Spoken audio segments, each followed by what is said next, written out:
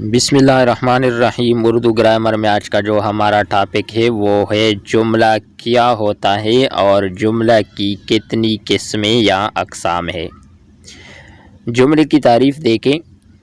الفاظ کا ایسا مجموعہ جس کا مطلب پوری طرح سمجھ میں آ جائے جملہ کہلاتا ہے۔ مثال دیکھیں۔ احمد لکھتا ہے، دوسرا مثال ہے رشید سبق پڑھتا ہے، تیسرا مثال ہے استاد طلباء کو پڑھاتا ہے۔ ان تین مثالوں میں پوری طرح مطلب سمجھ میں آ جاتی ہے تو یہ جملہ ہے۔ آگے جملے کی مختلف اقسام ہیں۔ پہلے نمبر پر ہے جملہ خبریہ اور دوسری نمبر پر ہے جملہ انشائیہ۔ جملہ خبریہ کی پھر دو اقسام ہے، جملہ اسمیہ اور جملہ فعلیہ۔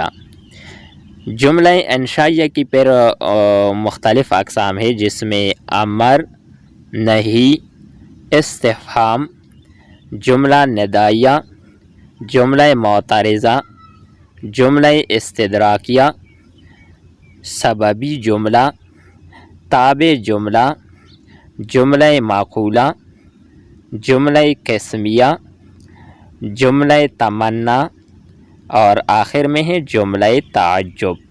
یہ تھی ہماری آج کی ویڈیو جملہ اور جملہ کی مختلف اقسام کے حوالے سے۔ امید کرتے ہیں کہ آپ دوستوں کو اچھی طرح سمجھ آئی ہوگی۔ نیکسٹ ویڈیو کے ساتھ دوبارہ ملتے ہیں۔ خدا حافظ۔